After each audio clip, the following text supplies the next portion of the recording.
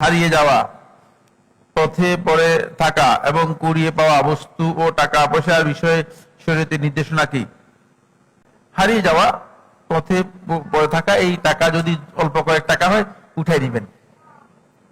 যদি নিজের অভাব থাকে খেয়ে ফেলবেন। নিজের অভাব থাকে, টাকা পকেটে টাকা নেই, তাহলে খেয়ে ফেলবেন।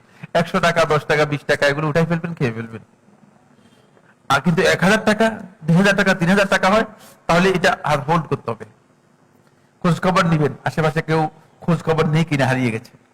50,000 টাকা অবশ্যই নোটিশ করতে হবে, অবশ্যই নোটিশ করতে হবে। 1 বছর হোল্ড করতে হবে। যদি 1 বছর পরেও কেউ এর জন্য আর না আসে, 1 বছর পরেও যদি কেউ খোঁজ খবর না নেয়, তাহলে আপনি যদি অভাবী হন তাহলে আপনি খেতে পারবেন। আর যদি আপনি অভাবী না হন তাহলে তার পক্ষ থেকে আপনি যে কোনো ব্যক্তিকে মানে ভালো কল্যাণ কাজে সৎকার করে দিতে পারবেন, যে কোনো ব্যক্তিকে সৎকার করে দিতে পারবেন। তবে মানে নিজে খাওয়াটা শুধুমাত্র ওই ব্যক্তির জন্য বৈধ যে ব্যক্তি আসলে অভাবের মধ্যে আছে। কারণ অভাবী ব্যক্তি যে আছে সে সৎকার করবে কার কাছে, কার জন্য সৎকার করবে, কাকে দিবে? অভাবীকে দিবে, ঠিক না? কাকে দিবে?